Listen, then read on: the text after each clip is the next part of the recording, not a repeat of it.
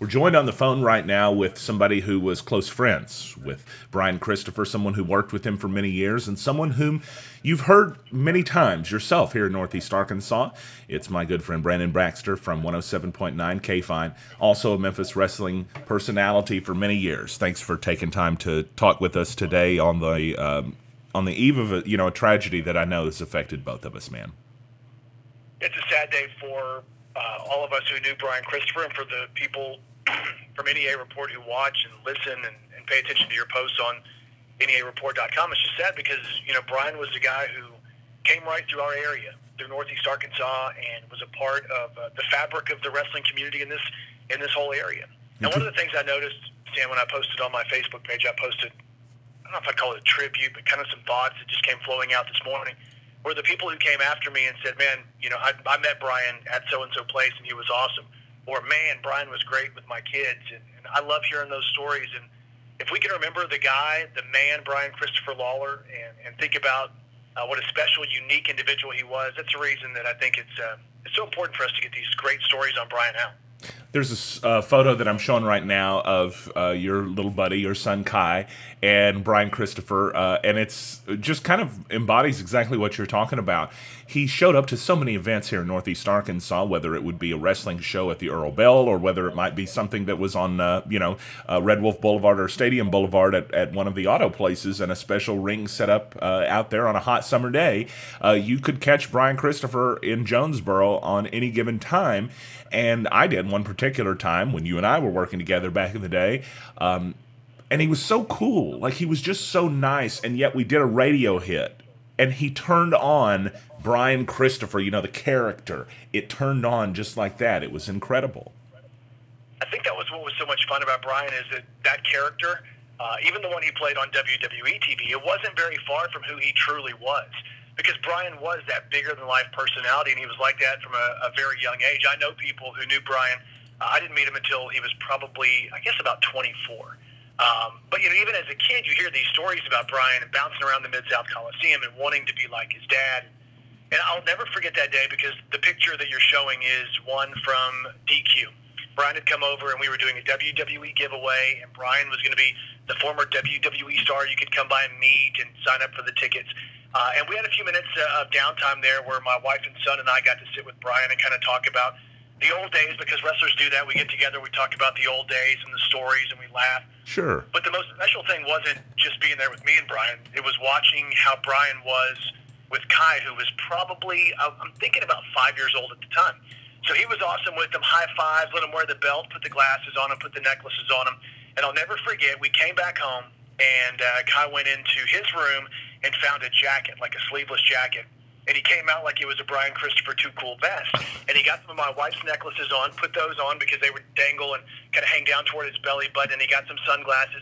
And he started walking and dancing like he was Grandmaster Sexy. And I remember sending those pictures and videos to Brian, and I said, well, my son no longer wants to be like me. He wants to be like you.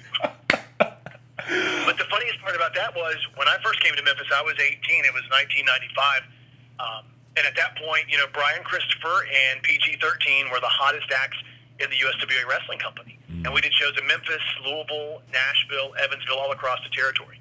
And I remember being 18 and looking at Brian, because here comes this guy who was good-looking, great physique. The girls were going crazy, great matches, super athletic, worked out all the time. I wanted to be Brian Christopher, too. Even at the age of 18 in the business, I was like, man, wouldn't it be cool to be that guy? Yeah. And stand there on the stage and do the Running Man with I'm Too Sexy playing in the background and people going crazy. He really was a very special person. And this morning on the radio, I thought I was going to be able to get through a deal talking about him. It was about 8:45 this morning. And as soon as I started talking about it, the emotion hit me. Because I found some audio this morning that it was just Brian when he was really happy. And that kind of got to me. And this is not just somebody that as a wrestling fan that you watch. This is a friend. This is somebody that you traveled with. This is somebody that you idolized. This is somebody that you literally wanted to be. This ended up becoming somebody that was family friends with you. I know just as a perspective of a fan who met him once, it's a sad day, but you're really helping me to kind of understand how that this has to be especially hard for you and for people that knew him. me on a much lesser scale than his family and his childhood friends and all of that. But like I was thinking about one of my first days in Memphis, 1995. It's probably my second Saturday morning at Channel 5. We did a deal on television where Jimmy Valiant came out and he poured a whole thing of flour on my head. And at this point, I had long blonde hair. I was wearing this suit with no shirt, and I was covered in flour. And I got back to the dressing room, and I'd been there. It's my second week. I didn't know where the shower was, so I'm asking where I go to shower. And I remember Brian looking at me and, dude, what do you mean? You can't shower? You can't shower that up. This is Memphis. And he was telling me that everybody watches Channel 5. And I had to live the gimmick is what he was telling me. So I couldn't shower that flour off. He told me I had to drive home like that. And since he was the son of the king, I took his word and drove home across Memphis, Tennessee, covered in flour. It was like, okay, here's another one. We do a match in the Mid-South Coliseum. They book it as a stretcher match, and it's me and a couple of partners, and it ended up being against Lawler, Dundee, and Brian and Sid Vicious, who's from Marion. Psycho Sid, right? Yeah. So the deal was Sid gets a hold of me, and he gives me the first power bomb. And at that point, I'm like, okay, I survived. I'm not dead. He gives me the second power bomb. They win the match. The deal is they're going to carry me out on a stretcher. So I'm laid out in the middle of the ring at the Mid-South Coliseum, and my long hair is laying next to me. And I remember getting back to the dressing room, and there was a piece of gum in my hair. Oh, no. And I remember thinking, man, how'd this get there? And I'm asking, and of course, nobody wants to claim it because nobody did it. And Brian's telling me there must have been some gum on the ring mat. Because I was a new guy, so of course, they were going to mess with me a little bit. Uh-huh. That Saturday morning, I'm watching, we're standing back there at television. They're showing the clips from Monday night. They show Sid Powerbomb 1, Powerbomb 2. And then I see Brian on television go over and tap his dad and smile and spit his gum into my hair. Oh, no. I didn't do that. You must have fallen into the gum. We went to Evansville one time, and it was me and Doug Gilbert and Jamie Dundee, and we were running late to Evansville. And we stopped for whatever reason. Brian was always like this bigger-than-life kid, right? He loved fun stuff, and we stopped at this corn maze, and we got lost in the corn maze, and we were running late to the show, and I was nervous I was going to get fired, and they weren't going to fire Brian Christopher. Sure. So I remember we get done, and we're all out there around an area where you can launch balloons and shoot them at each other. But, like, the idea is they're supposed to arch up almost, like you're going to make a huge arching basketball shot. So the idea is you pull this thing back, you let it go, and the balloons are supposed to see if you can hit somebody. Well, of course, we weren't doing a very good job at that. But right before we left, I look over, and guess who has the balloons and is targeting me? Oh, no. It's Brian. It's Brian. And Brian is pegging me with water balloons. I'm soaking wet, wearing shorts and a tank top, and we pull up at the Evansville Coliseum in Evansville, Indiana. And we're an hour late, and Randy Hale's just freaking out, wondering where I am. And I come in there soaking wet, and I have to go to the ring and wrestle in my street clothes, in flip-flops, soaking wet because of Brian Christopher. That is the embodiment of the character that we've watched all these years. You told me when he played the character, he wasn't just turning on a character, it was an extension of who that he was, and it didn't turn off when he left the air. No, he was such a fun person, and I've seen so many of our contemporaries who have said, Brian was, you can hear his laugh, you can hear the cackle, you can hear when he would tell you a story. That's kind of the reason I did one of those stories, kind of like I can imagine Brian doing it. Mm-hmm. He would get so animated, and you could feel everything that he was wanting to convey. And I think he was a storyteller both, on camera and off camera. I remember a night after the Downtown Barbecue Festival, he came out and we went over to one of the establishments, a group of people from the radio station, and everybody was looking at him like, oh my gosh, is this real? Mm-hmm. Because Brian was such a real-life character. And that's a Brian that I want to think of as we go throughout, the rest of time. I want to think about that Brian who made people laugh and who was a heck of a performer. I mean, he was so good at what he was doing at such a young age because people talked about people being naturals. Right. He truly was a natural. He grew up idolizing his dad, Jerry the King Lawler. And the thing about that is that he went out and learned the wrestling part on his own. Yeah. His dad was busy. He didn't have time to sit down. I'm sure he would help along the way. But as far as truly getting in the ring, the first place I lived in Memphis in 1995 was at a buddy's house. His name is David Webb, and he had a house in Frazier, which is part of Memphis. And what I was told was that back in the day, that's where Brian and Kevin Lawler would go when they wanted to practice wrestling. because David Webb had a ring in his backyard, and those two guys would travel over there and practice their wrestling moves, which ended up, being what was such a, I guess why he was so advanced when he finally got into the ring on Channel 5. Once he finally made it to the WWE, he also had, for especially somebody debuting, he had an incredible confidence that I would find to be incredibly difficult if I went from even regional television to being on a commentary table with Vince McMahon, which he was several times when he would join his father. In the 1997 time when he was feuding with Taka Michinoku, they started the light heavyweight division, and they needed a bad guy, a heel, somebody that would make the crowd really fall in love with an unknown from another country at that time, too, different time, so that was even less accepted. It's not like a Shinsuke Nakamura today. It was a different time. And Brian Christopher come out, he was as hated just about as you could get. And he would play with the crowd. He would lick his bicep, He would just interact with them and then get on the commentary and do a pretty good job. Of course, his father being who that he is, Jerry the King Lawler, it's impossible to meet the level of the best ever. So it had to always be difficult for somebody that had all the talent in the world, but also had this unfair burden of having to try to live up to who that his dad was, Yeah, and I think that was something that I think he, when he was able to go to WWE and get away from Memphis, I think that's where we saw him really get out of that shadow. Because even there, they acknowledged it and they kind of joked about it, but it wasn't as direct. Even in Memphis, it wasn't direct until toward the end of the television run on Channel 5. It was one of those deals we kind of stayed away from. A lot of people knew because Brian had grown up around the area. But for Brian and for Kevin both, when I go back and I think about what I've heard about their childhood and all that, and back when Jerry Lawler was the biggest superstar on television, I've heard people, even a former coworker of yours, Mickey Ryan, who said that, in most cities, like in Dallas, the Cowboys were your home team or the Rangers were your home team. If you lived around here, Jerry Lawler was the home team. He was the guy that slayed the Giants, beat the bad guys. He was a real-life superhero. There were 3 television networks, and he was the superstar that was the traveling guy. This is before the days of Hulk Hogan being a star or Stone Cold Steve Austin. He was the local superhero. And those two guys, Brian and Kevin, both grew up. Their hero wasn't somebody that was on television like a Hulk Hogan or The Rock or something like that. Their hero was their dad. Well, I think back to the AWA days when he battled Kurt Hennig for the AWA Heavyweight Championship on, I think it was their Super Card pay-per-view effort, what that they had tried to do. He was the main event talent for what was at the time the best effort to competition to WWE, and of course, Vince McMahon snatched him up in the early '90s and brought him in.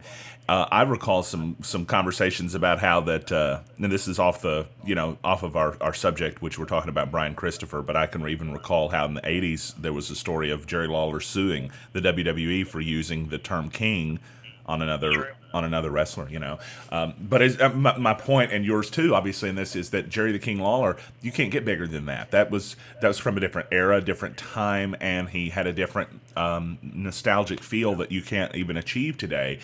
So it had to be hard, for the sons of Jerry the King Lawler, who showed incredible talent. In Brian's case, so talented, he went to WWE. Like you mentioned, that's where he broke out because it was the Grandmaster Sexay character that really took it to his own level, I think. And I think that's where he cemented himself, in wrestling fans forever. And I think one of the deals that we can look at, and I know a lot of people are going to say, well, Lawler got Brian the job or whatever, but that's not the case. Brian got himself the job because Brian was super talented, and Jerry was Hall of Famer, to me, the greatest performer that there's ever been all around. I think Jerry Lawler is the best. But they didn't hire Brian Christopher because Jerry Lawler wanted them to. They hired Brian Christopher because he was really, really good. And he went up there and he achieved what they wanted him to, and then he ended up in that Too Cool gimmick, which was the one, like you said, that he's going to be known for. And last night, because I had a really tough day and I didn't know how to deal with it, and toward the end of the night, I was like, I want to watch some of Brian's fun stuff. If you go to the WWE Network, there's his last appearance, which was an NXT match with him and Scotty 2 Hotty against the Ascension. It was a surprise deal. But I remembered this tag match. It was a 10-man tag from 2000, and I can give you the exact episode. It was February 7th, 2000, and it was The Rock, Cactus Jack, and Too Cool, which was Brian, Scotty 2 Hotty, and Rikishi. And they wrestled Benoit, Malenko, Perry Saturn, Triple H, and X-Pac. Wow. And that crowd, when you go back to, you remember the Attitude Era, how red hot things were in the Attitude Era. Mm-hmm. That crowd was so hot in Dallas that it made everything they did so much better. So if you're a wrestling fan and you have the WWE Network, it's probably on YouTube as well. It's the main event, February 7th, 2009. And it was really a really special match. And at the end of it, and I'd forgotten about it, I just wanted to see the reaction to everything Too Cool was doing. But at the end of it, another friend of mine who has since passed away, Paul Bearer, makes a big return. So that was an extra part of the emotion at the end of the night that I wasn't ready for. Before you and I ever knew each other, and I think we've talked about this before, but I had met him through the internet during an internet radio show. I had a chance to interview him on a weekly basis. He would come on the show as a weekly guest for something like 2 or 3 months. He even registered on our website as Percy Pringle the Third, and gosh, he was an incredible human being. Was Percy, and so I feel that. To me, he was the first wrestling personality whose phone number I had. And I remember thinking that was the coolest thing. I'll never forget that. It was Percy Pringle first, who ended up being Paul Bearer, and then General Skandar Akbar, both who are now gone. But I think back on those times and really fondly. And every once in a while, you get that random message from Percy. Hey kid, because to a lot of these guys, I'm still the kid, even though I'm 41. Hey kid, how's it going? How's radio? How's Arkansas? Just really special. I have something, and this is something that I was going to surprise you with. Yeah. And you don't. It's almost funny because I feel like people, when they hear me say, "Oh, he's going to try to surprise them," it sounds kind of bogus, like we put this together. But literally, you have no idea what I'm about to play. I have no idea. Now, we talked about before we went on, and we decided whatever you played, I would learn about while we were live. So I was going through. At one point, I was down the hall on our sister station, Kiss FM, and on that station, we had done an interview with Brian, and he recorded some stuff about an event. He sent me some music, and I was going through everything he sent me, and I found this. Are you ready for it? I think I'm ready. I'm excited. I'm probably going to start laughing knowing Brian. So. You will, because it's about you. What? See if you remember this. This is Grandmaster Sexay, Brian Christopher, and I just want all you listeners out there to know that Stan Morris is Andre the Giant and the Fabulous Moolah's love child. Yeah. I had no idea this existed, Brandon. Isn't that crazy? I don't know why we had that. I don't know if I can't remember the situation. But I remember we were excited to interview Brian at that point. And I couldn't even tell you why I had that audio. Oh my gosh. You're going to have to send that to me in a clean form. Oh my gosh. I'm sitting here. I can't get my smile. As Jerry Lawler once said, I'm going to have my smile surgically removed. I'm telling you, that's the audio this morning that, after all the sadness, brought a lot of happiness to me. Can I play one more thing for you? Please do. At this point, it's you've got the whole platform is yours. Brian had recorded some songs. He had a friend in Jackson, Tennessee, and they were recording some kind of parody stuff, and he wanted me to play it on the radio, and we did before his appearances and stuff like that. Here's his version of the Right Said Fred song, I'm Too Sexy. He recorded I'm Too Sexy. And I'll play about a minute of it for you if we have time. We do. And it's wrestling related, and it's Brian Christopher. Let's hear it. It sounds great. I'm too sexy for my love, too sexy for my love, love's going to leave me. So that's Brian, and I can picture him smiling in a recording studio somewhere, loving the fact that he's getting to do some music. You're going to get a kick out of the lyrics. Here they come here in a second. I'm too sexy for some tights, too sexy for some tights, some spandex. You know I'm right. And I'm too sexy for Las Vegas, too sexy